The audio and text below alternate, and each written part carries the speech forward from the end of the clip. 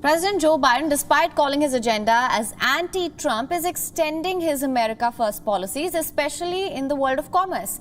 In the latest, the Biden administration has completed a 100-day review of supply chains of America. The key findings address the disruptions caused by the COVID-19 pandemic and swift action planned to strengthen the critical supply chains. Biden aims to increase domestic infrastructure and reduce dependency on geopolitical competitors, the likes of China. In February this year, Joe Biden had signed an executive order to assess the vulnerabilities of American supply chains.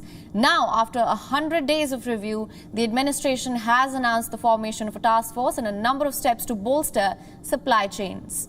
The review report has identified 4 critical products: medicines and pharmaceutical ingredients, critical minerals and materials, semiconductors, and large capacity batteries. Based on the review report, the Biden administration has announced their actions to address the weak links in the demand and supply market.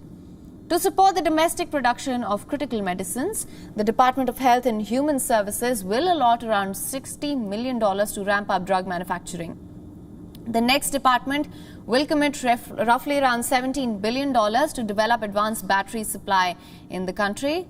The Commerce Department has planned to increase cooperation and investments within the semiconductor industry, and the Labor Department will announce 100 million grants to state-led programs. And finally, the Biden administration will work to identify new domestic sites where critical minerals could be mined with environmental safeguards. The Congress will be asked to increase funding for a mapping program at the U.S. Geological Survey.